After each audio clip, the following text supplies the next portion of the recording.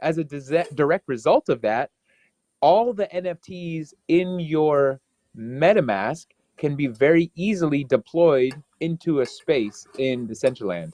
But that assumes that you either own land, and the land there is pretty pricey these days by my standards, or if you find someone that owns land, and this is actually probably easier to accomplish than people might realize. There's a lot of landowners that own the land, but they're not necessarily doing anything there. They're not having parties there every Friday. They're not like Brooke, like putting big, beautiful events together in the metaverse. Um, Instead, they just have it, and it's just part of their portfolio. So many people, in fact, that you could reach out to many of them and ask for deployment rights. They don't have to give you the land. They don't, right, like the land is still in their possession, but they can give you and assign your MetaMask address the ability to deploy things on their property. There's probably a ton of collectors that would let you do that even for free. Some might be more business minded and want to rent you the space. That's something maybe starting to evolve a little bit.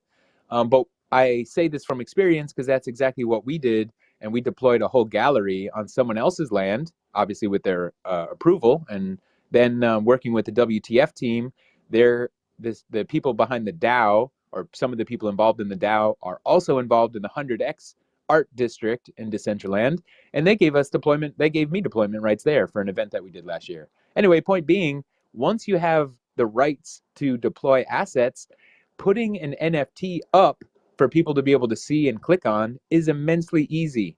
Because your MetaMask is connected already, you can go into the little builder studio in Decentraland and very easily access all the NFTs in your collection, and just with a few clicks be able to bring them into the in-game, like bring them into Decentraland. And I believe it's a very, very similar process with crypto voxels, although some other people may be more experienced with that platform. So that's Yeah, that something. sounds amazing. Another thing to think about, this is maybe like just a slightly different answer, but it's in the similar vein, that there are many people that have land and they have developed something, like they built a building or maybe even a gallery or maybe whatever it is.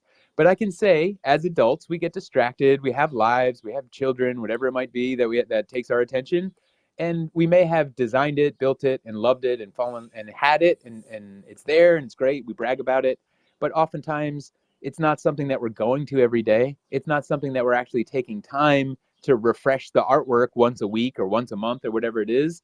And it's safe to say there are far more people that have buildings, or far more people that have land and that have built buildings that are not really doing much with it. There's more of them than there are. I'm saying this a really long way. What I'm trying to say is there's definitely a demand for people that care about curating.